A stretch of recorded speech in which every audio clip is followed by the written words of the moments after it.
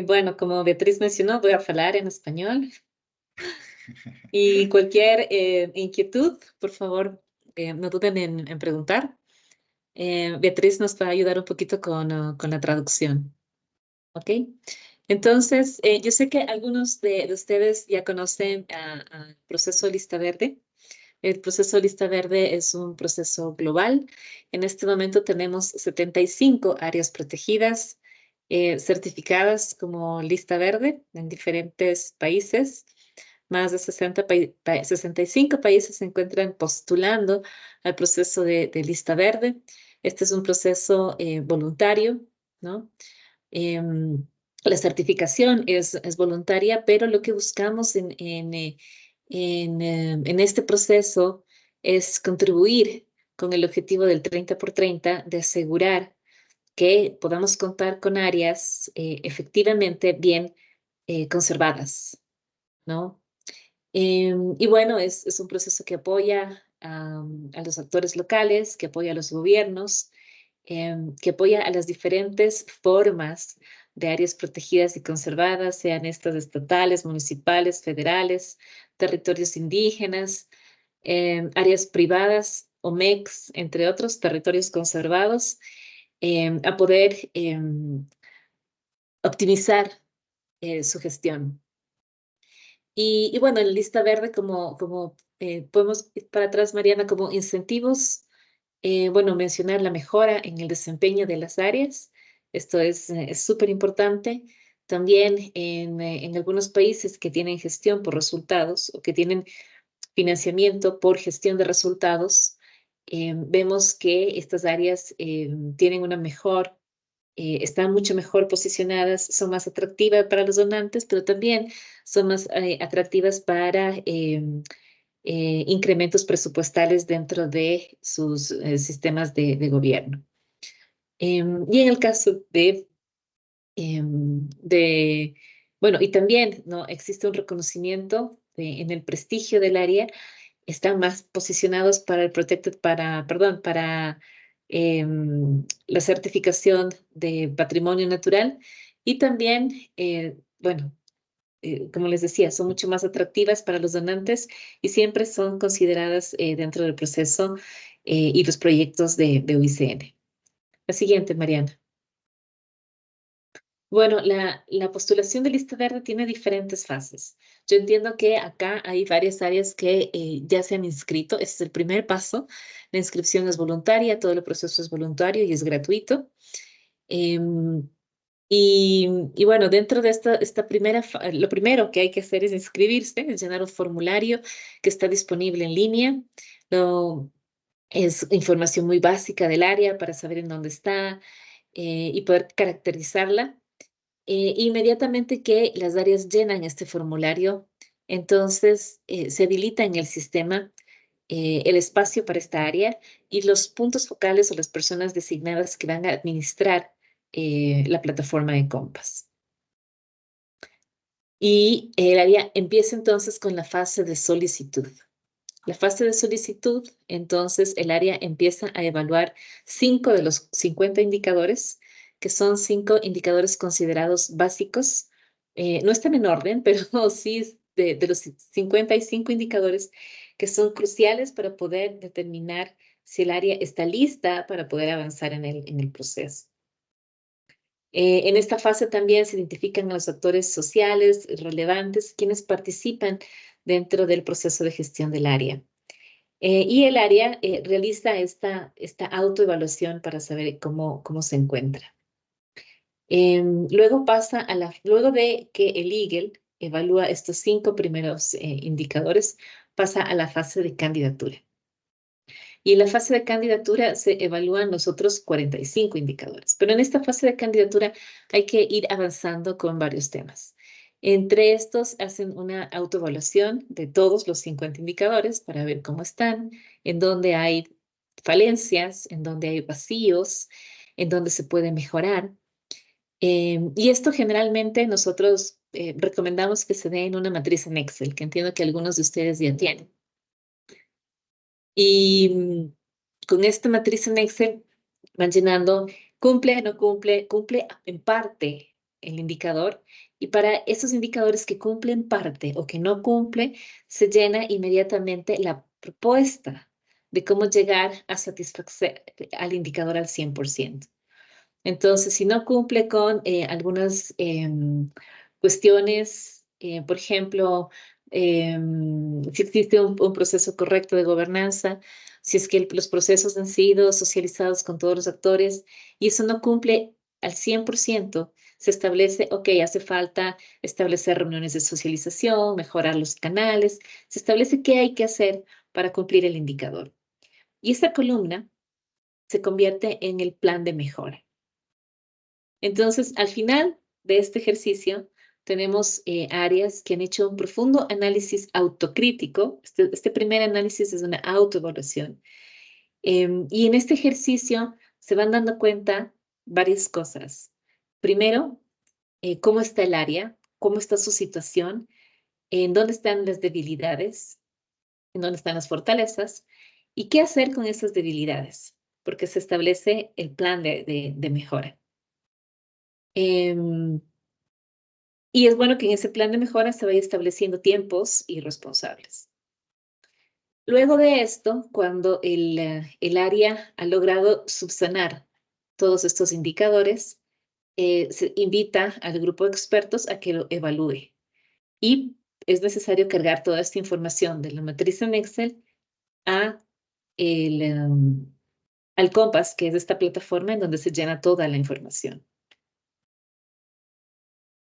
El Eagle, el grupo de especialistas, va a evaluar la información que está únicamente en Compass. Por eso es muy importante colocar ahí toda la información.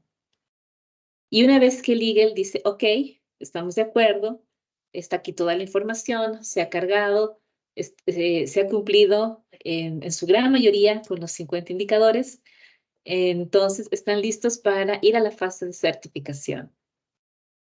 Y aquí solo como un punto importante. Es difícil que un área cumpla con el 100% de todos los indicadores, ¿no? Las áreas perfectas no existen.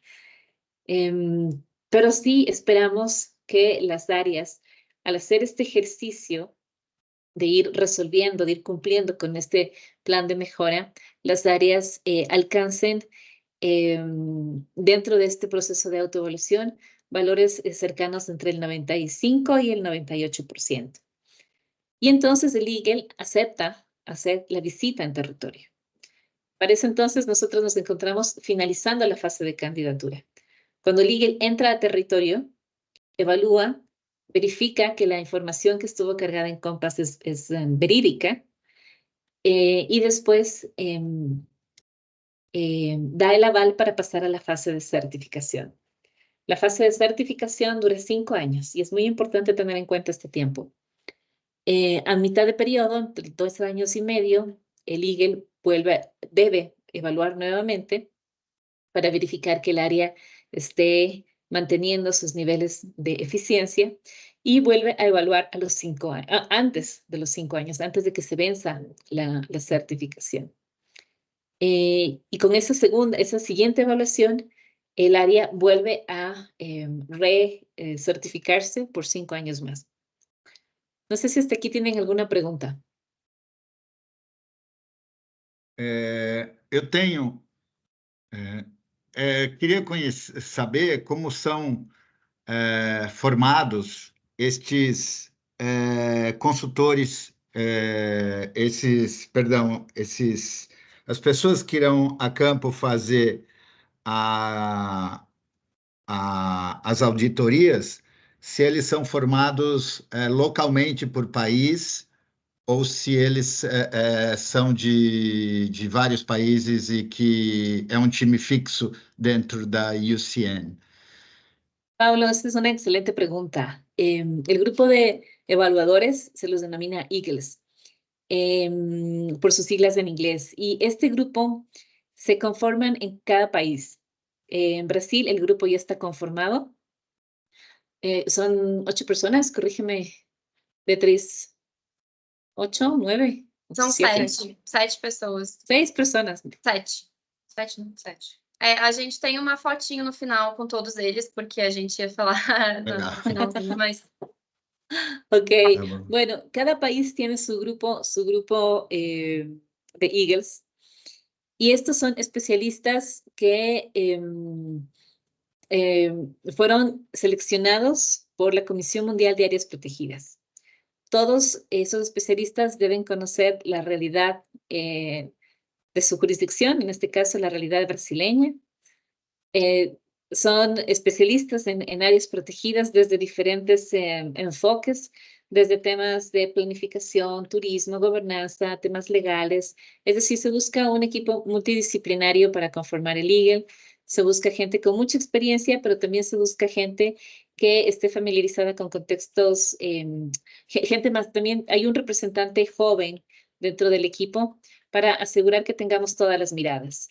Hay especialistas en temas de género, especialistas en temas de buena gobernanza, geógrafos, es decir, se trata que sea un equipo multidisciplinario. Y como les digo, es un equipo voluntario, eso también es importante mencionar. Jaspan. 7. La presidenta es Marcia. Y bueno, fueron elegidos dentro de un proceso, dentro de una llamada coordinada por UICN y en un proceso de selección en donde participó la vicepresidenta de la Comisión Mundial de Áreas Protegidas. Entonces, ellos son quienes evalúan y quienes de manera voluntaria establecen también el mecanismo para este proceso de revisión. Y les digo porque en algunos casos ellos se dividen para los procesos de evaluación y en otros casos se dividen por áreas y en algunos casos se dividen por ejes temáticos. Pero eso ya depende de cómo el IGE estructura el proceso de revisión. Ok, gracias, Anne. Ok, Perfeito. ¿alguna otra pregunta? Eu fiquei só com uma dúvida. Para a certificação, para a gente conseguir obter a certificação, a gente tem que conseguir atingir os 100%. Então, 50 indicadores aderentes. E nesse meio tempo, vamos supor, eu me candidatei, mas eu ainda não tenho esses 50 indicadores aderentes. Eu tenho, sei lá, uma porcentagem disso. Como que funciona isso? Vai ser um processo, aí o processo vai voltar para mim, para eu poder adequar, para submeter de novo? Essa é a minha dúvida. Ok, a ver, cuando se está en la fase de candidatura, en el proceso de candidatura es el proceso más largo, porque ahí se van revisando los indicadores y se va perfeccionando los temas de gestión dentro de las áreas, ¿no? Este es el motor de todo el proceso.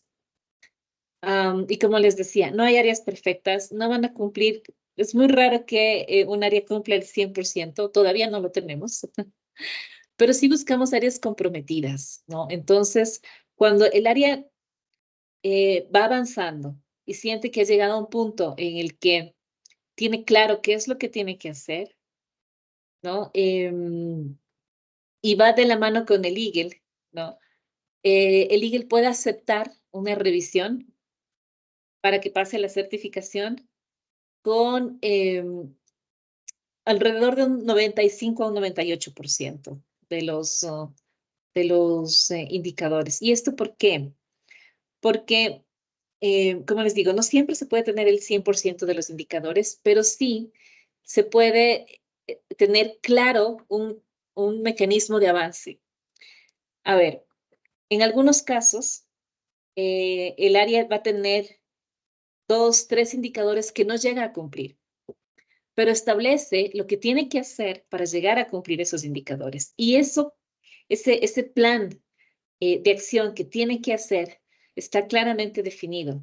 Lo vamos a hacer en este tiempo y ese tiempo puede ser 2, 3 años, puede ser más tiempo, porque los procesos toman tiempo, pero lo tiene claro, ¿no? Y tiene los mecanismos para hacerlo. Entonces, el Eagle puede aceptar un proceso de candidatura sin que se cumpla eso, pero si lo presenta como un plan de acción, ¿no? Más allá del plan de mejora que ya vimos que va en el Excel, un plan de acción específico para esos indicadores que no llega a cumplir, pero que sabe y que puede demostrar que está encaminada el área para poder avanzar hacia eso. Y cuando se da el proceso de evaluación intermedia o el proceso de recertificación de evaluación, lo primero que el Eagle va a mirar es si logró cumplir eso a lo que se comprometió que iba a cumplir. Aí estamos mais claros? Débora? Sim, sim, entendi, tranquilo. Obrigada, Zonitza. Ficou claro.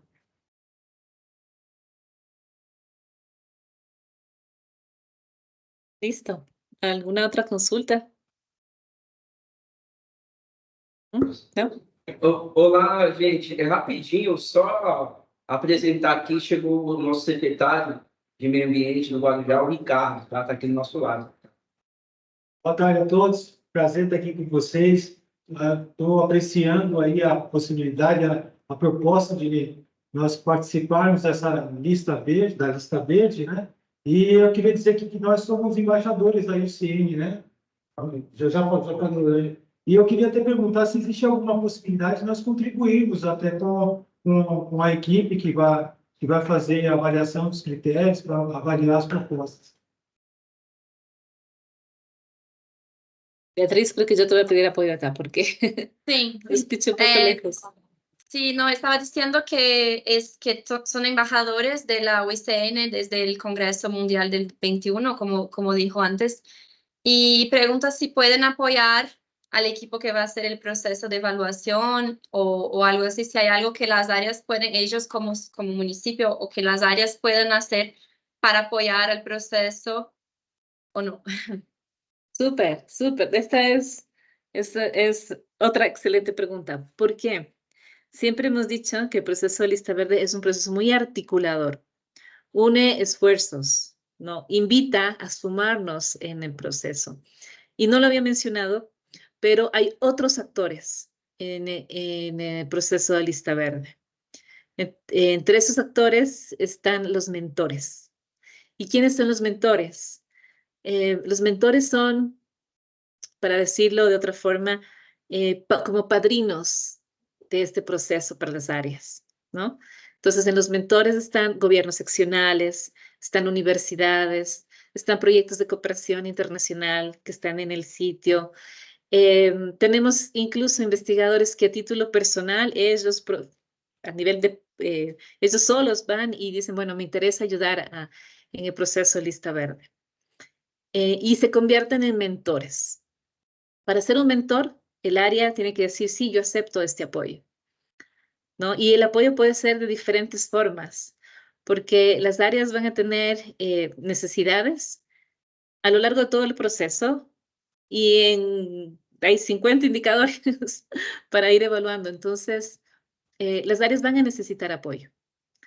Y ese apoyo es sumamente bienvenido y ahí es donde se articula el apoyo que pueden dar todas estas instituciones mentoras al proceso. En muchos casos tenemos proyectos de cooperación de otras cooperaciones que apoyan, instituciones miembros de UICN que se suman y cuando el área tiene claro su autoevaluación y su plan de mejora, nosotros recomendamos que desarrollen una mesa de mentores, que inviten a mentores y les digan, nosotros necesitamos apoyo aquí, aquí, acá y acá, ¿no? Y en base a ello vayan seleccionando el apoyo que se puede dar.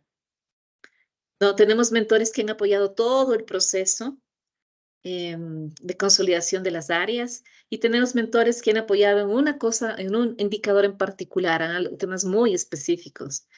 Tenemos mentores que voluntariamente han aportado con pasantes, estudiantes pasantes, que le ayudan al área a subir información a Compass. Entonces, este es un espacio de articulación, ¿no? Y bueno, si esta articulación se da con gobiernos seccionales, es estupendo, porque finalmente están trabajando juntos en ese proceso de mejora, porque es para una mejor gestión del territorio. Así que sí, no, por supuesto, todos los que se puedan sumar, bienvenidos al processo. Se eu puder acrescentar, eu acho que o papel de vocês como governo municipal, né, é super importante de dar o exemplo também, né? Vocês podem abrir caminho fazendo a certificação ou parte do processo, enfim, só o fato de estar na Panorama, por exemplo, tem muitas cidades que têm dificuldade em fazer essa solução Panorama, então acho que o exemplo é uma ótima forma de apoio, né? Sabendo principalmente dos governos locais. Se vocês forem aí talvez a primeira cidade certificada ou alguma coisa assim, abrindo esse caminho para várias outras, acho que é um super apoio. Perfeito, assim, é uma das coisas que a gente discute bastante aqui em reunião com a Marie da UCN, né? Então, ela colocou para a gente essa missão da gente ser propagadores, né? Do projeto, do Panorama, e a gente tem a gente se cobra muito porque temos essa missão e que a gente quer contribuir, né? De alguma forma. E aí a gente entende que, de repente, a lista verde pode ser um caminho para isso, né? Caminho porque é uma construção que depende também, já foi construída ao longo do tempo, né? E que tem aí envolvimento da sociedade civil, conselhos, reuniões periódicas, como por exemplo, essas reuniões acontecem uma vez por mês, né? Das unidades de conservação, então é bem engajado. Então, acho que esse contato com vocês vai abrir outras perspectivas para a gente em relação à nossa unidade de conservação. Aqui na região são 9 municípios, né? A única município que encarou isso aqui foi o Guarujá, o nosso antigo secretário, Sidney, o Ricardo, que está agora como secretário, e é um desafio. E aí a gente quer fazer essa troca de experiência com vocês, sem dúvida, conhecendo desafios, os desafios que tem, e o que vocês podem colaborar também com a gente. Eu acredito que pode ser uma excelente troca de ideias, né, cara? Sim, e nós temos um projeto aqui na Secretaria, nossa Secretaria é a Secretaria de Meio Ambiente. E a gente, de forma pioneira aqui na nossa região, nós estamos mudando a configuração da Secretaria para que ela seja Secretaria de Meio Ambiente e Secretaria de Segurança Climática, já com vista às transições climáticas, né? Os eventos das transições climáticas. E eu vi que vários dos critérios eles falam em segurança e planejamento de risco, de ações futuras, né? E a gente já está, nós estamos nos programando, nos planejando para esse enfrentamento das mudanças climáticas. E a gente está fazendo frente para as demais cidades do estado, para que eles possam encampar, né, essa nova visão de que a Secretaria de Meio Ambiente ela não é só uma secretaria burocrática de licenciamento ou de fiscalização, mas que a gente tem que se planejar para buscar se antecipar às transições climáticas, porque hoje aqui a nossa região já tem sido muito afetada por severos eventos climáticos. De 10 anos para cá, tem se intensificado muito os eventos climáticos, as intempéries, e temos sido muito castigados pela resposta da natureza. Nós temos aqui deslizamentos escorregamentos de morro, alagamentos, coisa que não tínhamos antes pelo advento das mudanças climáticas. Então, nós estamos formando aqui, na verdade, atores resilientes que poderão propagar, levar a nossa experiência de combate, né, de atuação, de enfrentamento às mudanças climáticas, a gente pode também propagar isso, né, através da UCN, como embaixadores do Panorama, a gente pode também contribuir levando os nossos casos, né, de enfrentamento, como que nós enfrentamos os problemas que nós tivemos pelos eventos climáticos severos que tivemos aqui. Excelente, não, acho que maravilha, vocês estão dando vários exemplos aí. Acho que a questão da Panorama é uma ótima plataforma para divulgar esses exemplos para o mundo todo, mas também tem outros, né? Aqui no Brasil a gente pode também contem com a gente no que puder. Dani, ¿quieres continuar? Sí, solo mencionar bien, a mí se me pasó, pero es cierto, en la fase de candidatura, uno de los pasos es generar una solución panorama, ¿no? En algunos casos, cuando ya tienen una solución panorama, se puede utilizar esta también, si es que en el caso de que ya la tengan. Y bueno, esta solución panorama, para quienes no la conocen, es hacer un telestoring, un resumen de una iniciativa exitosa. Es contarle al mundo de algo que salió bien y cómo lo hicieron. Entonces, este es un requisito adicional que hemos incluido dentro de la fase de candidatura y siempre hemos dicho que es uno de los pasos más lúdicos y también más bonitos porque se reflexiona sobre la base del éxito, ¿no? La siguiente, Mariana.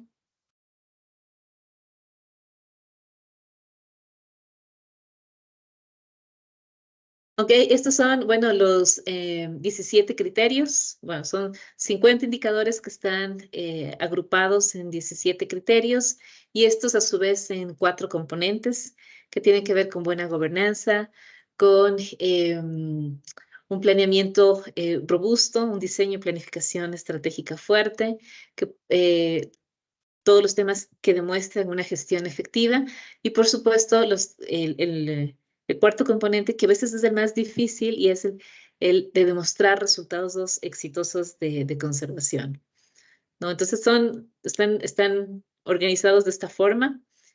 Y bueno, solo para darles algunos ejemplos, ¿no? Los temas de buena gobernanza está garantizar la legítima voz, la legítima participación de todos los actores, ¿no? En la planificación se toma mucho en cuenta todos los temas vinculados al plan de manejo. De hecho, el plan de manejo ayuda a responder al menos de los 50, al menos unos 30 están directamente relacionados al cumplimiento del plan de manejo. En los temas de gestión efectiva, pues, bueno, sí, cómo se manejan las amenazas, cómo se manejan los espacios de bien y uso público, ¿no? Y bueno, los resultados exitosos, como les digo, son los más complejos porque de alguna manera estos dependen de los otros 3 componentes. Pero acá lo que sí es muy importante es tener mecanismos claros de monitoreo que permitan demostrar que el área está siendo efectiva para los objetivos a los cuales fue creada. La siguiente, Mariana. Ok, bueno, estamos acá con los indicadores. No sé si tienen alguna pregunta hasta acá. ¿No? Si no, acá, bueno, le voy a dar la palabra a Beatriz. ¿Puedo explicarlo de mejor forma en português? Sim. Bom, gente, como a Zornitsa falou, né, a gente tem esses 17 critérios e os 50 indicadores que podem parecer muito, mas como ela falou, 30 deles mais ou menos estão vinculados ao plano de manejo, às vezes eles não são tão complexos, e esse que a gente está apresentando agora, ele já foi adaptado pelos Eagles, né, então o grupo de especialistas voluntários que a gente apresentou antes, fizeram adaptação dos indicadores globais, aqueles contextos mais gerais, para o contexto brasileiro. Então, a gente tem aí, vou passar todos eles, mas depois a gente compartilha com vocês a matriz Excel, com o descritivo de cada um, os meios de comprovação, que tipo de documentação pode ser para comprovar cada um deles, eu acho que ajuda muito.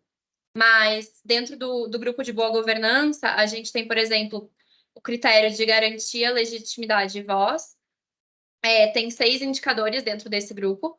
E aí, o que a gente colocou em negrito são aqueles que são os 5 que a Zorni falou que são para a primeira etapa. Então, a governança da área protegida possui uma estrutura claramente definida, documentada e de acordo com as diretrizes das instâncias governamentais. Basicamente, se ela é reconhecida, né, pelas autoridades competentes, ela é uma unidade de conservação ou uma área, ou uma UMEC, enfim, o que for, reconhecida pelas autoridades. O seguinte as estruturas e mecanismos de governança oferecem oportunidades para a sociedade civil e outras partes interessadas. As estruturas e mecanismos da governança local reconhecem os direitos legítimos das comunidades tradicionais dos povos indígenas, caso haja essa interface. Os detentores de direito e as partes interessadas estão efetivamente envolvidos na tomada de decisão e na gestão adaptativa da área. As estruturas de governança contribuem para a igualdade de gênero. e as estruturas e os mecanismos são aceitos pelos principais atores, sociedade civil, detentores de direitos e partes interessadas. Então, aí, eles são, às vezes, bastante parecidos, né? E como a Zornitsa falou, a maioria das áreas pode não cumprir 100% todos eles, mas já ter um direcionamento de, já pensamos sobre isso, estamos trabalhando para melhorar nisso, para incluir isso. Então, alguns, de fato, não vão se aplicar a alguns casos, né? Mas eles todos dão fazem parte do grupo do critério da garantia, legitimidade e voz. Como é que eu... o critério de transparência e prestação de contas também, ele é muito importante. E aí ele tem 4 indicadores associados, né? A estrutura de governança e os documentos de gestão são facilmente acessíveis à sociedade civil, então se esses documentos eles estão disponíveis, estão em formato fácil de entender, geralmente o plano de gestão ou plano de manejo, né? E alguns outros documentos que sejam relevantes, se tiver um plano de uso público, se tiver outros planos que são associados à gestão da área também.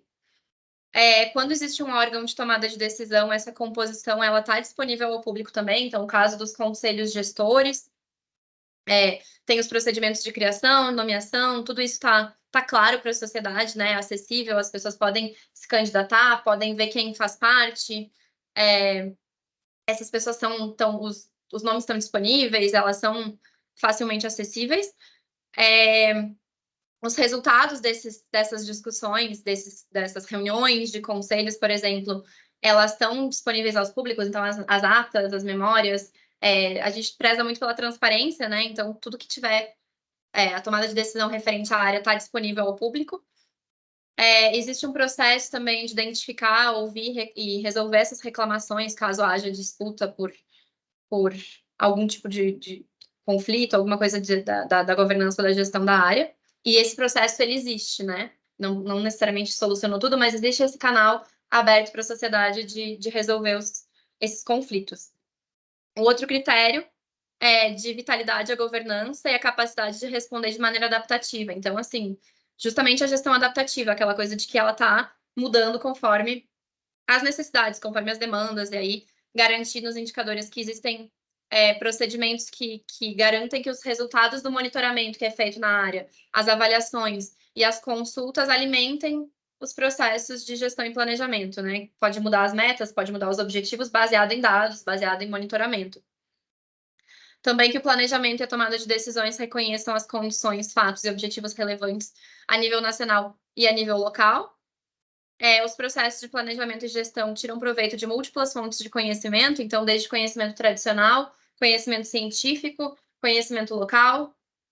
A área protegida considera mudanças históricas e projeções futuras, com condições sociais, ecológicas e climáticas, então entra muito com o que o secretário vinha dizendo, né? Estar preparada para lidar com a questão climática, estar considerando a questão climática nos seus planejamentos, isso é super importante também.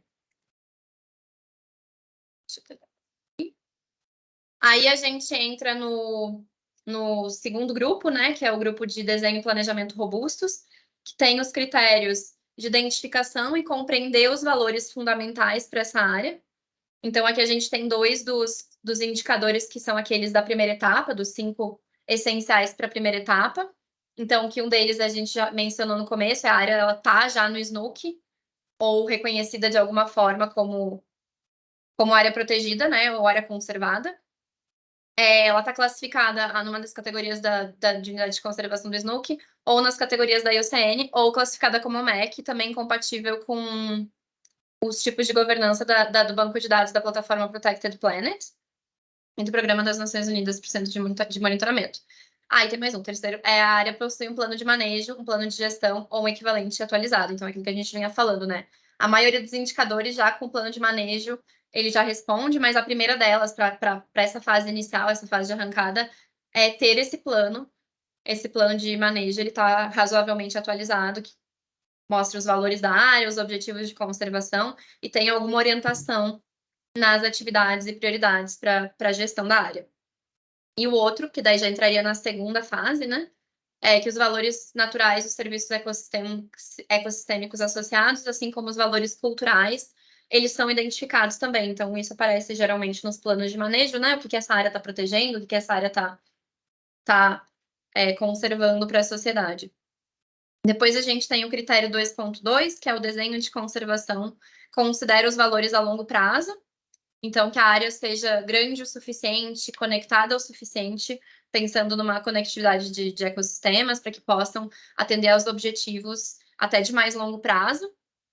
A área fazer parte de uma rede de conservação, né, projetada para atender essas metas de representação, replicação, conectividade e resiliência, e as integridades dos valores fundamentais da área. Não vou ler todos eles, mas a gente vai deixar disponível para vocês se vocês quiserem.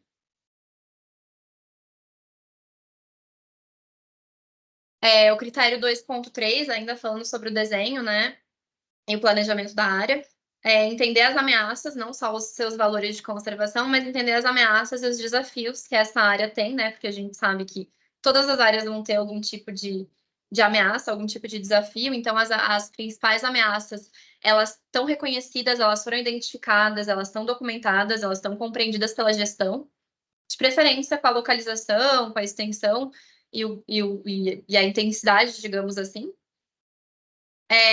O provável impacto das mudanças climáticas sobre os valores também ele foi avaliado, compreendido e documentado, então falando de ameaças da questão climática, mas não só, né? A gente tem ameaças, pode ser desmatamento, pode ser conversão de habitat, enfim, pode ser um monte de coisa, mas tem um específico que fala sobre a projeção das mudanças climáticas e ter uma noção, uma razoável noção de quanto isso pode afetar a área. O critério 2.4, ele fala do contexto econômico e social da área, então aquela coisa de que a área está intrinsecamente vinculada com a sociedade, com a comunidade do seu entorno, né? Então, garantir que foram identificados esses aspectos sociais e econômicos da região, que pode afetar positiva ou negativamente, e entender também a localização, extensão e magnitude desses efeitos. E os efeitos e benefícios sociais e econômicos foram levados em consideração no desenvolvimento das metas e objetivos, né, da área. Então, entender que a área ela tem que ajudar as comunidades, ela tem que estar vinculada com a melhora de qualidade de vida das pessoas, das comunidades que estão vinculadas à área, também isso é super importante. Aí, entrando já no grupo de gestão mesmo, de gestão efetiva, esse eu acho que é um dos que mais tem critérios e indicadores. O critério 3.1, ele fala de desenvolver e implementar uma estratégia de gestão a longo prazo. E aí os seus indicadores ter um plano de manejo, a área demonstrar que as atividades do plano de manejo, elas estão em algum grau sendo implementadas, então não adianta ter só o plano também e as coisas não precisa implementar tudo, né? A gente sabe que às vezes é praticamente impossível, mas que já tem essas atividades que são priorizadas no plano, elas estão sendo implementadas no território. Que ela tem equipamento e infraestrutura adequados, funcionais, seguros, disponível para, claro, de acordo com a categoria de área, né? Isso tem que ser levado em conta, se é uma área com acesso para público, se é uma área que não é acessada para o público. O território possui um número de pessoal treinado, liderado por uma equipe que preza pela gestão efetiva e permite a implementação dos aspectos do plano de manejo.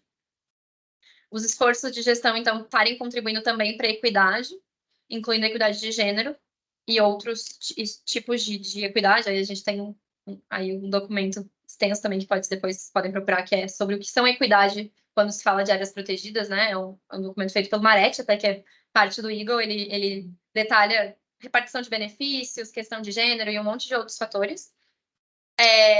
As limitações financeiras que a gente sabe que todas as áreas têm, elas existem, mas que elas não comprometam a capacidade 100%, né, a capacidade da gestão de alcançar os objetivos da área.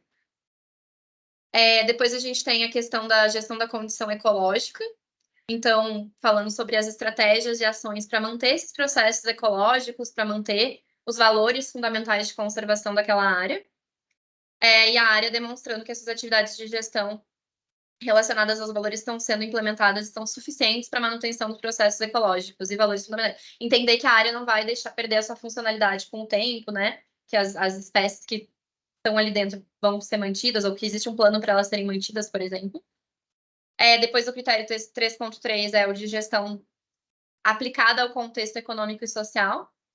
Então, aquele que a gente tinha antes, né? Que ela tem que estar vinculada na leitura do contexto, digamos assim, aí na gestão efetiva é saber que o contexto socioeconômico foi incorporado à gestão da área, né, considerando as metas, os objetivos, que a gente já tinha falado no critério 2.4, e que as oportunidades para aprimorar os benefícios econômicos e sociais das comunidades locais, claro, dependendo da categoria, de novo, né, de área, a gente não tem áreas que isso não se aplica, são levadas em consideração durante as revisões do plano de manejo e nos procedimentos de planejamento. A gente tem um item específico para gestão de ameaças, então que o manejo da área ele está enfrentando as ameaças que já foram mapeadas, né? Os valores fundamentais, ameaças aos valores fundamentais, ou ameaça aos objetivos de conservação. E a gente tem o critério 3.5, que é executar leis e regras de forma efetiva e justa. Então, entender que existem controles de vigilância da área, estão minimamente equipados, minimamente capacitados para fazer esse controle. Existem mecanismos legais ou consuetudinários de conformidade das normas que são apoiados, incluindo a aplicação justa das penalidades, então, né, entender essa parte de controle mesmo da área. E aí, outro item que entra naquele critério que a Zorinha falou, que são os 5 iniciais, né, para arrancar com qualquer coisa, que as leis e regulamentos sobre o uso da área são de domínio público, tanto para as partes interessadas quanto para os detentores de direito. A gente tem a questão de uso público, gestão do acesso e uso dos recursos, que fala sobre justamente, né, os tipos e o nível de atividade permitida são descritos e são compatíveis com os valores de conservação. Então, a categoria de unidade de conservação ou a categoria de área está condizente com os objetivos e com os valores de conservação que tem ali dentro. Se os usos que são permitidos, eles estão manejados, eles são... tem um uso público controlado, por exemplo, tem mecanismo de permissão, mecanismo de controle de acesso, educação ambiental. E a gestão da área também está tentando atender as necessidades das pessoas que visitam a área, né? Existe esse levantamento de necessidades, levantamento de demandas, e isso está tentando, em algum grau também, está sendo levado em conta, está tentando ser atendido em algum grau. Também que o tipo e nível de acesso permitido aos visitantes, ele é especificado, existem regras, e é sempre consistente, claro, com a conservação dos valores fundamentais da área e os objetivos. E aí, quando tem visitação pública, existem alguns critérios ali, né? Por exemplo, de impactos da visitação serem manejados, que não tem evidências de que está causando dano maior do que o permitido, que as instalações cumprem com padrões de segurança, essas coisas mais relacionadas com o uso público mesmo. E daí o 3.7 é relacionado a mensurar o sucesso ou mensurar enfim, o êxito, né, de conservação. Para cada um dos valores fundamentais da área lá identificados no critério 2.1, existe um sistema de monitoramento. Então, se é uma espécie-chave que a área está protegendo, existe um sistema de monitoramento dessa espécie, de ver se ela está realmente sendo conservada, se a população está aumentando, se não está diminuindo. E esse desempenho está sendo definido e documentado para ver se esse valor associado está sendo protegido com sucesso. E que tem um nível especificado e avaliado em relação a cada uma das medidas de desempenho, que, se alcançados, são considerados evidências objetivas de que o valor está realmente sendo conservado com sucesso, né? Mais ou menos parecido com o outro, e conforme apropriado, a definição do limiar pode incluir a avaliação dos impactos da conservação com base nas mudanças em valores essenciais durante um período especificado. E aí a gente tem o último grupo, né, que são os grupos dos critérios de resultados de conservação promissores, que é, então, lá vinculado aos critérios de demonstrar que essa conservação dos valores naturais fundamentais, então demonstrar que está acontecendo mesmo, então, através dos indicadores, a área está atingindo ou superando os limites de desempenho para a conservação de valores naturais, ou cumprindo com os requisitos especificados nos outros indicadores, e que o grupo de especialistas foi lá, né, na área e reconheceu o contexto externo no qual a área protegida opera com um fator particularmente desafiador, mas que a área está respondendo para lidar com esse fator, né, essas ameaças que a gente sabe que acontecem, que a área está respondendo para isso, para evitar a perda de valores, Então, não precisa necessariamente, assim, tá super sucesso em absolutamente tudo, mas que a gestão tá ciente e tá atuando para conseguir fazer frente a essas ameaças. Aí, o 4.2 é de demonstrar a conservação dos serviços ecossistêmicos associados, né? Então, que a área tem também, tá comprovando que está mantendo ou até melhorando o fornecimento de serviços ecossistêmicos, e que a provisão de serviços ecossistêmicos não está alterando os valores ecológicos que essa área quer manter. E aí, o 4.3 é vinculado à conservação, então, dos valores sociais e culturais, não pensando só na biodiversidade ou só nos serviços ecossistêmicos, que a área também está contribuindo, não está prejudicando, né? Então, está contribuindo para manter ou até para aumentar e para valorizar ainda mais as culturas e as questões sociais das comunidades envolvidas. Acho que aqui a gente acho que não precisa falar de novo, a gente já falou sobre o grupo Eagle, né, que os rostinhos aí a maioria das pessoas já conhece. Não sei, Sorni, se quieres falar algo mais. E aqui é para a gente finalizar, a gente traduzir os documentos, né, que são os manuais e o documento do padrão. A tradução, ela foi feita há bastante tempo, ela precisa ser atualizada, porque foi uma tradução quase que automática dos manuais em inglês, né? A gente sabe que a gente tem um grande desafio, que o português não é uma língua oficial da UCN. Então, os manuais, os documentos, eles estão todos em espanhol, em francês ou em inglês. A gente tem a tradução deles de uma forma quase caseira, não é caseira, mas ela está disponível para vocês também. Mas claro que na hora de reporte, na hora de fazer a plataforma Panorama, na hora de subir isso no Compass, ainda são aceitas só essas 3 línguas que são os idiomas oficiais, né? E isso porque tanto a plataforma Panorama quanto o próprio Compass, eles são ferramentas não só de reportar, mas de que outras áreas possam ver e se inspirar, né, no que está sendo colocado ali. Então, se fosse só em português, a gente teria uma comunidade muito restrita de Brasil, Portugal e alguns países africanos, por exemplo, que falam português. Então, a plataforma Panorama, às vezes é uma dificuldade para vocês, a gente está aqui para apoiar também com a tradução, tudo que precisar, mas é importante que esteja em inglês ou em espanhol, principalmente, né, francês a gente não domina, então não me comprometo a ajudar na tradução, mas que os outros países e outras áreas que enfrentam desafios semelhantes possam ler a solução, possam ler o que está sendo feito e se inspirar em atingir os mesmos resultados de conservação que a área de vocês, né? Então, por isso que a gente ainda tem essa questão do idioma, que a gente sabe que é uma barreira, mas a gente espera conseguir apoiar também para vocês para conseguir. Acho que é isso. Obrigada, gente. Não sei se valeria, talvez, a gente especificar também a plataforma Panorama, né? Eu até copiei aqui no chat a solução de Guarujá, que já está ali. A plataforma Panorama, ela é uma plataforma de compartilhamento de soluções inovadoras, não serve só para áreas protegidas, ela é para o mundo todo, para soluções inovadoras de conservação, né? Então, tem que ter uma problemática e tem que ter uma solução.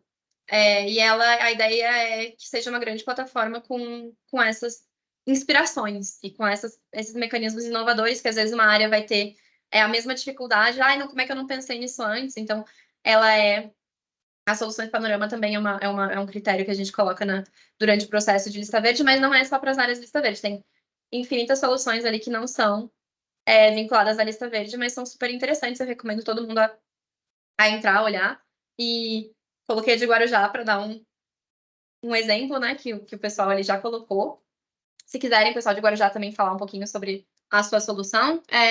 E acho que agora a gente abre um pouco para ouvir vocês, né? Se tem alguma dúvida sobre os critérios, sobre os indicadores, sobre o processo.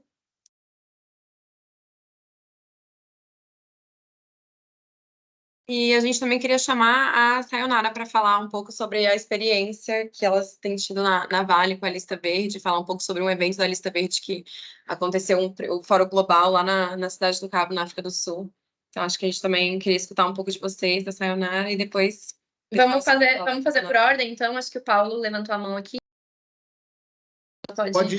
Pode falar, Sai, porque daí você vai complementar com informação, daí eu pergunto. Tá ótimo, gente. Vocês me ouvem bem? Sim. É que eu tô com o ventilador em cima de mim porque tá bem fresquinho aqui em Ares, sabe? Bom, gente, no final do ano passado, né, em dezembro, a gente teve aí o prazer e a oportunidade de participar do primeiro fórum da Lista Verde da UCN, a convite aí da UCN, da Beatriz Ornitza, que agradecer novamente o convite. Foi um momento assim muito importante de compartilhamento de experiências. A gente pôde falar um pouquinho sobre as ações e também os assuntos que a gente desenvolve enquanto área privada e também contribuir um pouco para o planejamento aí estratégico da UCN, Lista Verde. A gente teve interface com diversos representantes de ONGs, a gente teve o prazer de conhecer o Luciano, que é um dos Eagles do Brasil também, que era um outro brasileiro que estava lá presente, dos representantes do comitê, né, e do painel da Lista Verde. Então foi super agregador.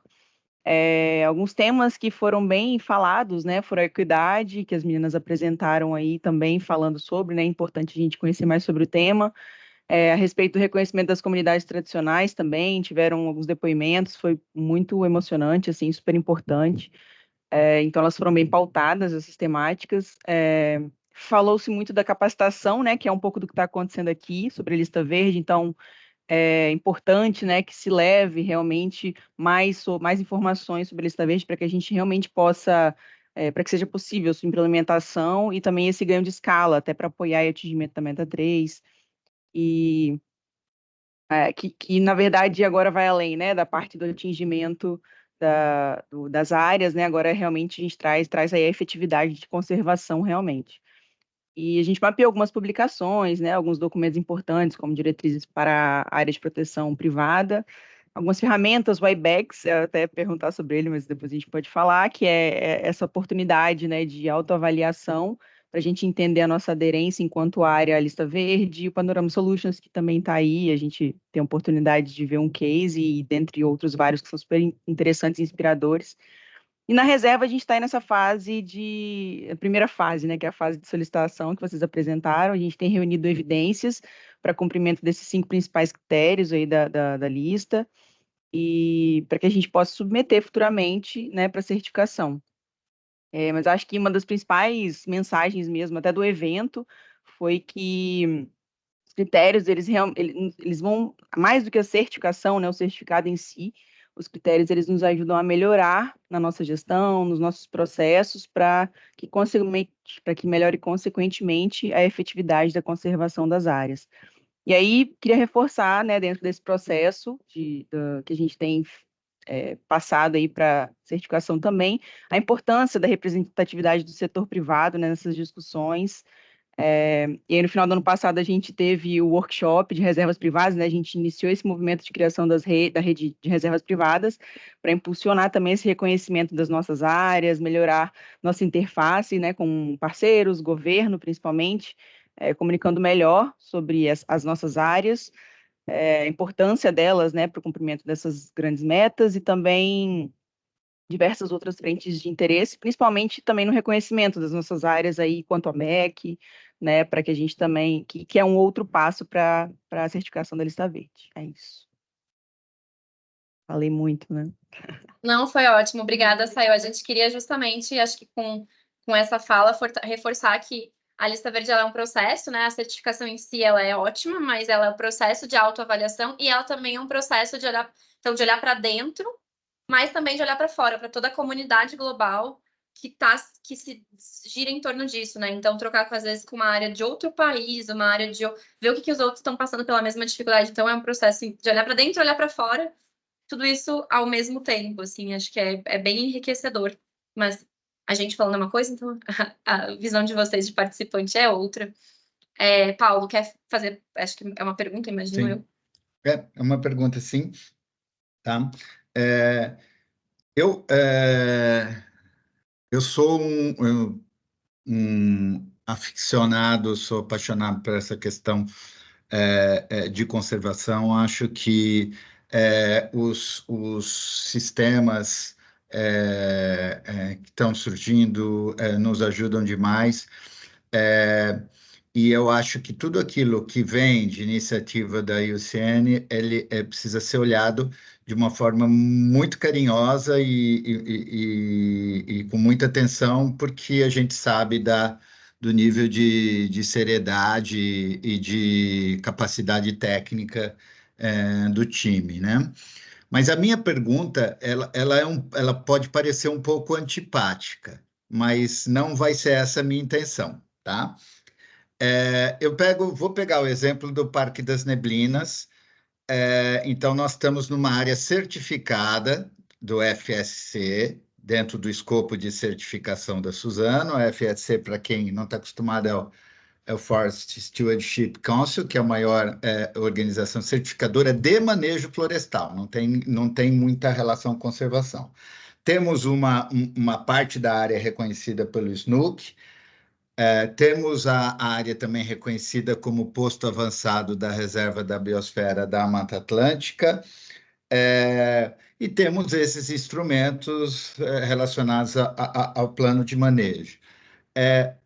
Dentro desse aspecto, uma certificação ou uma participação na lista verde, o que ela agrega nesse sentido? Quer dizer, ela poderá nos ajudar a abrir portas, porque o FSC é totalmente voltado para quem consome os produtos das empresas certificadas.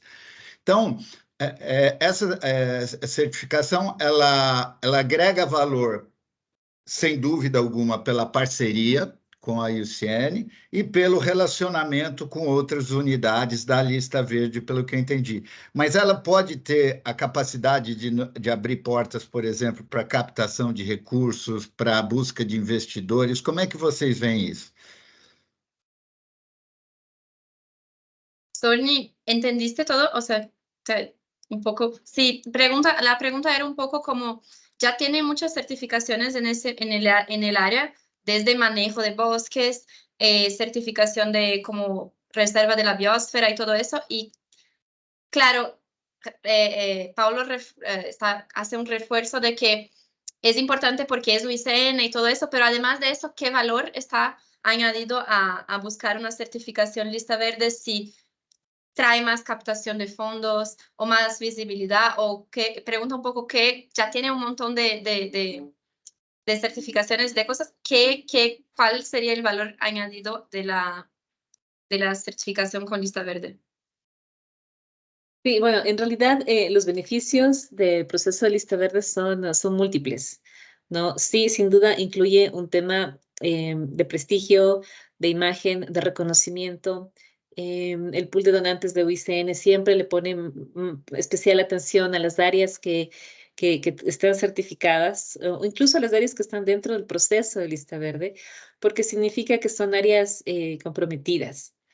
En este momento hay fuentes de financiamiento que le están apostando mucho al 30 por 30 y al nuevo marco global de biodiversidad. Entonces, sí, se pueden aprovechar muchos de esos temas. Sin embargo, no siempre hablamos de esto porque, bueno, va a depender, claro, de los procesos, de las convocatorias, de los donantes, depende mucho, ¿no?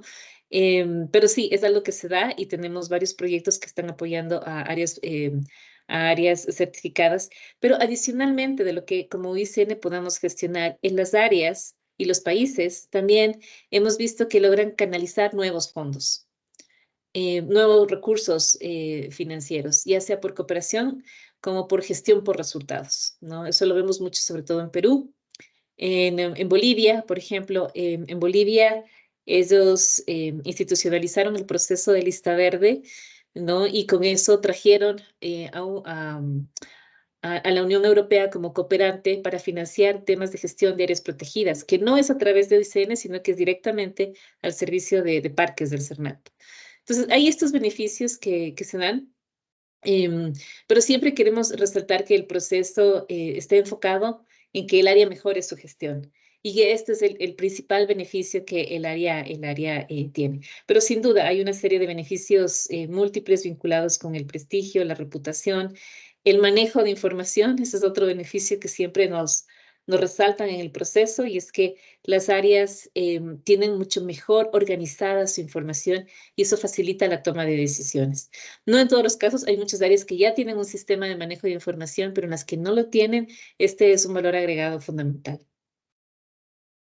se eu puder fazer só acho que a Zornitsa colocou tudo que a gente tem para dizer, mas a gente teve, isso não é vinculado obrigatoriamente a melhorar a captação de recursos, mas a gente acabou de ter aqui no Brasil um caso de um financiador que queria financiar especificamente projetos em áreas em certificação, né? Então, a gente vai iniciar um projeto esse ano, que o requisito era áreas em avançado processo. A gente não tem nenhuma certificada no Brasil, então em avançado processo de certificação. E para outros países era áreas já certificadas. Então, beneficiar com tecnologia para conservação. Mas por quê? Porque eles não queriam uma área que a gestão fosse tão incipiente que não pudesse gerar os resultados do projeto. Então, foi uma forma de ver que já tem uma gestão, já tem um nível mínimo de maturidade da área para conseguir implementar um projeto que é de tecnologia, que é um projeto extra, né, digamos assim. Então, isso já aconteceu aqui no Brasil, assim, a gente pegou uma área que estava em avançado processo de certificação. Ok, obrigado.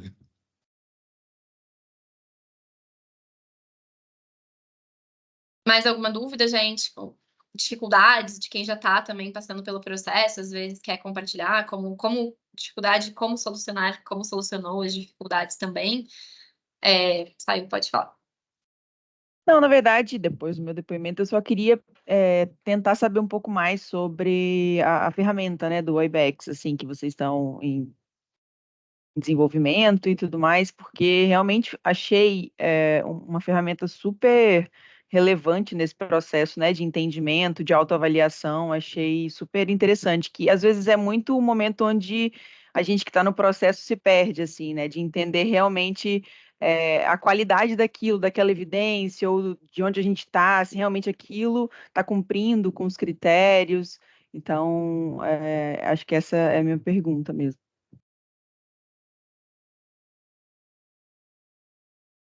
Dorni, creo que puedes explicar mejor la herramienta esta que pregunta. IBEX.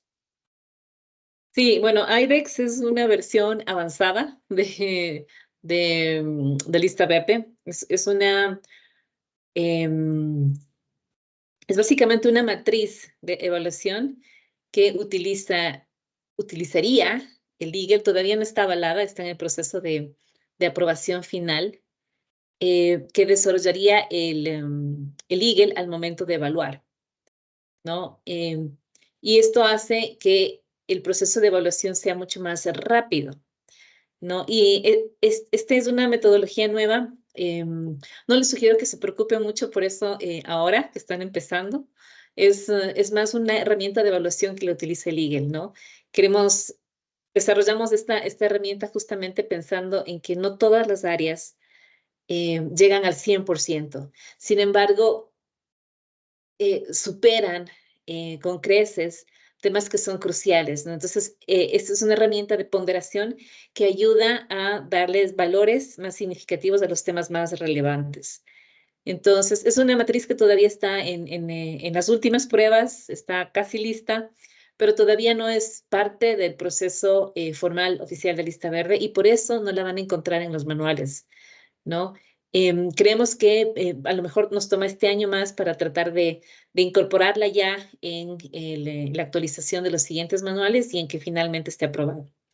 Pero en este momento no se preocupen, es importante que las áreas avancen a su ritmo, pero que avancen con los indicadores y cuando esté avalado, pues sí, seguro se los compartimos. Obrigada, Zorni.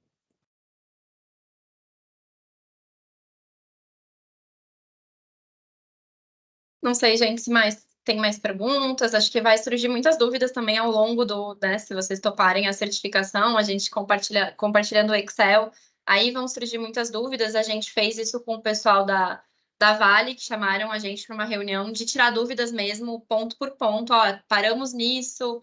A gente estava até com a presença do Cláudio Maretti junto, né, ajudando no processo. Então, sintam-se à vontade também para demandar, né? A gente pode apoiar. Acho que talvez seja muita informação para essa reunião, mas estamos aquí.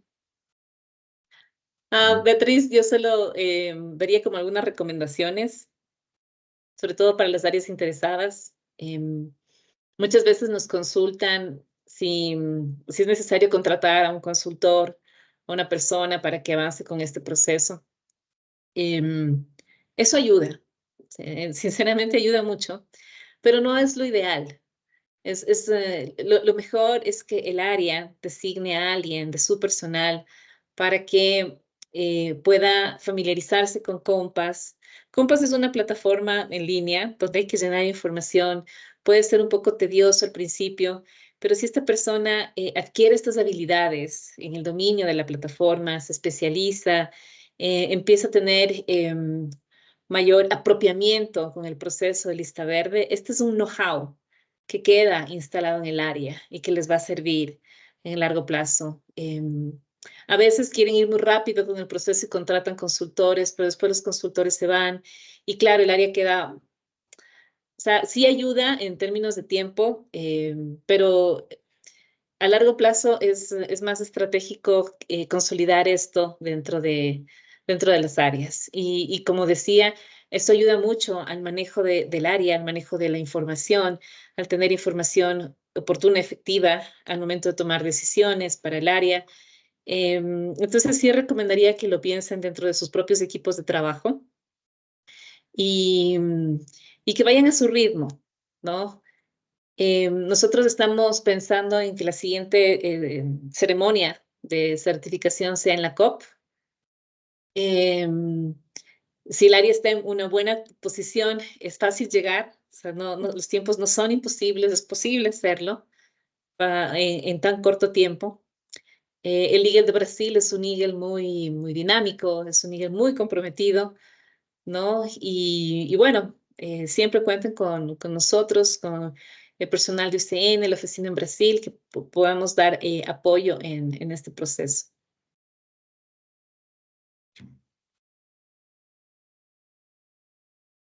Alexandre, pode tomar a palavra.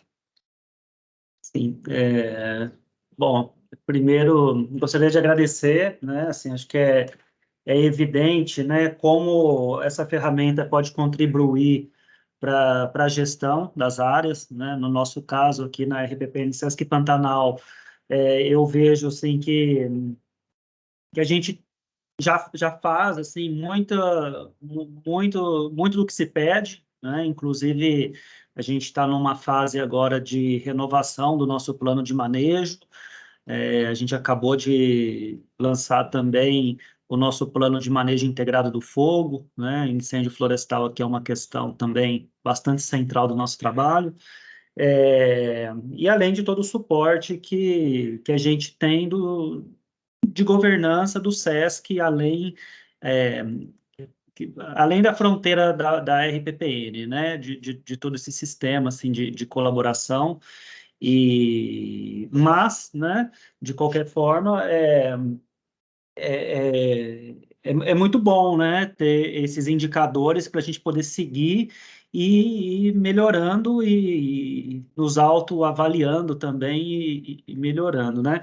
Teve um processo que foi iniciado, eu cheguei aqui em 2019 e tinha sido iniciado um processo para começar na lista verde em 2018, então eu não acompanhei essa conversa, né, até onde foi, como que parou, onde ficou, mas, bom, só agradecer mesmo e demonstrar, assim, o nosso interesse em participar, né, e retomar esse processo, e aí sim, tem muitas dúvidas, sim, né, das questões mais específicas, mas aí eu acho que é em outro momento também da gente, né, sentar né, e esclarecer melhor.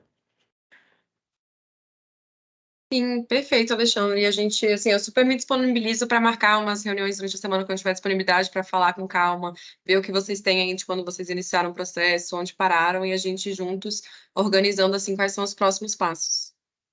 Então, me disponibilizo aí para a gente, vou mandar para você o e-mail, a gente vai se combinando. Acho que a Cristina quer falar alguma coisa nesse mesmo. Complementando, né, eu acho que também agradecer muito pelas informações e já com lições aprendidas, né, que ajudam a gente a seguir, né, retomar essa trilha. A gente iniciou em 2018, na oportunidade com a visita do Brent Mitchell, que estava à frente, né, das áreas privadas da UCN, ele fez uma visita, até que foi todo o início também da nossa tradução das diretrizes das boas práticas para as áreas privadas, que a gente também lançou quarta-feira, agora no Dia Nacional das RPPNs, a versão em português. Aí Paulo foi sorteado, ganhou uma versão impressa. E, de fato, a gente não conseguiu, né, ir adiante, porque a gente teve outras prioridades, outras frentes aqui, e eu estava sozinha até então, e aí com a chegada de Alexandre, agora a gente consegue, né, se reorganizar e estabelecer também mais essa frente. A gente, claro, faz questão de tocar bastante, assim, pessoalmente, porque acho que a gente tem bastante domínio, né, de todo o trabalho, e para a gente, especialmente, assim, é um momento muito oportuno, porque é isso que o Alexandre falou, estamos no momento de atualização, finalização da atualização do nosso plano de manejo integrado do fogo, né? Então, a gente está no momento também de autoavaliação a partir de outros instrumentos, né? Outras referências, outros roteiros, e esse também é muito enriquecedor e vai ser bem legal para esse nosso exercício. E estar conectado aqui com vocês também é sempre, né, um aprendizado muito bom, assim, de muitas possibilidades de inspiração. Então, obrigada mesmo, e claro, vamos precisar de apoio, de ajuda, de mais orientação. Agradeço mesmo. Obrigada. Com certeza, gente, estamos aqui para isso, ajudar no que a gente conseguir. Também a gente gosta muito de fazer as conexões, às vezes, entre áreas, né? Então, se tiver uma área que já passou, às vezes a gente não pode dar o apoio, mas uma área que pode ser mentora, que pode já. Ah, tem. Uma área que já passou, que pode funcionar como mentora, que pode apoiar no processo, às vezes é a mesma categoria, ou é mesma região geográfica, tem os mesmos desafios, né? Então, a gente tem tentado fazer isso também, conectar esses potenciais mentores é um papel importante também. Tatiana, quer falar? Queria pedir desculpa, me enfiaram uma reunião no meio da nossa, eu tive que sair. Então, 1000 perdões, mas assim, né, a gente tá super engajado com vocês nesse processo. Eu vou ver o vídeo depois para, né, da reunião, a gravação aqui para ver a parte que eu perdi, como que a gente pode contribuir, né, nesse processo todo, colocar as reservas, né? No começo a gente estava falando de montante, né? Hoje a reserva está fazendo a gestão de mais de 150 mil hectares aqui no Brasil, né? Olhando para Mata Atlântica, Cerrado e Pantanal.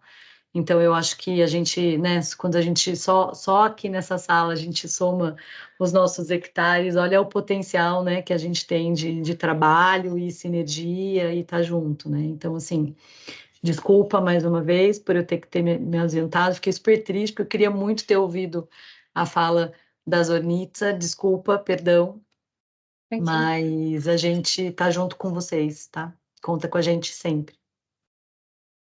Obrigada, gente. A gente vai compartilhar depois o vídeo e os materiais também, o Excel e outros materiais, para quem ainda não tem. E acho que é isso, né? Eu acho que alguns de vocês já têm login no Compass, podem entrar, ficar à vontade para mexer na plataforma. A gente tira as dúvidas que forem surgindo. Acho que Legado das Águas e Sesc Pantanal, eu tenho certeza que já estão no Compass. As outras não, e a gente pode também ver isso e pode também já ir fazendo, né, o processo pelo Excel também, de colocar os indicadores. E o pessoal de Guarujá, que já está, acho que não está no Compass, mas já tem a solução Panorama, então também já tem meio caminho andado, ou parte do caminho também andado, depois pode... Acho que todo mundo pode se familiarizando com a plataforma, né, Panorama, para ver como é que vai ser a escrita das soluções também. E é isso, estamos à disposição, sempre que quiserem. Então, muito obrigada, gente, pela apresentação. Acho que é isso, assim, a gente precisa mesmo desses momentos, mais especificamente falando, né, sobre um pouco mais sobre os critérios, talvez deixando um pouco mais esclarecedor, assim, né, o que está escrito, e foi super importante, e acho que deu para entender muito bem o que vocês falaram. Acho que quem for ver o vídeo depois está bem claro, assim, vai ajudar bastante no processo. Que bom.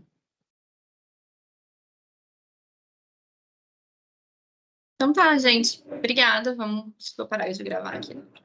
Tchau. Tchau, gente. Obrigado. Tchau, gente. Obrigada. Bom fim de semana. Tchau. Tchau, tchau, gente. Tchau, Boa gente. semana pra vocês. Obrigada.